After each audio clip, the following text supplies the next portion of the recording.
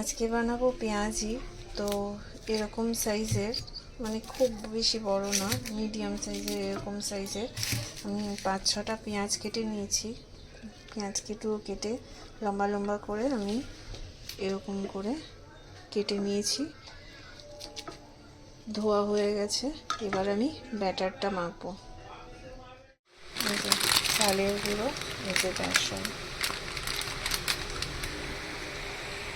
এরপরে একটা ব্যাটার বানিয়ে নিচ্ছি। এখানে আছে বেসন আর চালের গুঁড়ো, একটু কালো জিরে, লবণ, হলুদ আর কাঁচা লঙ্কা বা গুঁড়ো লঙ্কা, যার দরকার মতো আপনারা প্রয়োজন দিয়ে দেবেন। আর ব্যাটারটা বানিয়ে নেব জল দিয়ে, তারপরে পেঁয়াজটা গুলবো।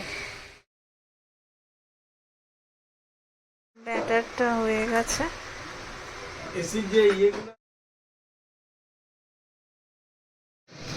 পেঁয়াজের ব্যাটারটা দিয়ে পেঁয়াজটা মাখা হয়ে গেছে। আমি তেল গরমে বসিয়েছি।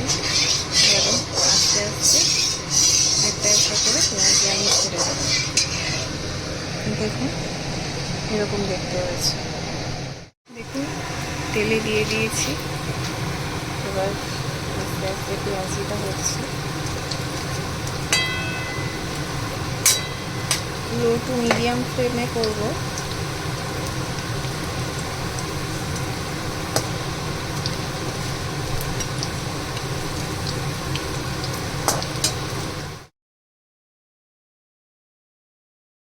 রেডি আমাদের পেঁয়াজি। দেখুন ভীষণ ক্রিস্পি হয়েছে। আওয়াজটা শুনে বুঝতে পারছেন কীরকম ক্রিস্পি হয়েছে। দেখুন শেষবারে একটু আমি লঙ্কা দিয়েছি, লঙ্কা দিয়ে এবার খাচ্ছি। কেমন লাগলো রেসিপিটা অবশ্যই জানাবেন কমেন্ট করে। দেখুন পেঁয়াজিটা খাচ্ছি, অসাধারণ।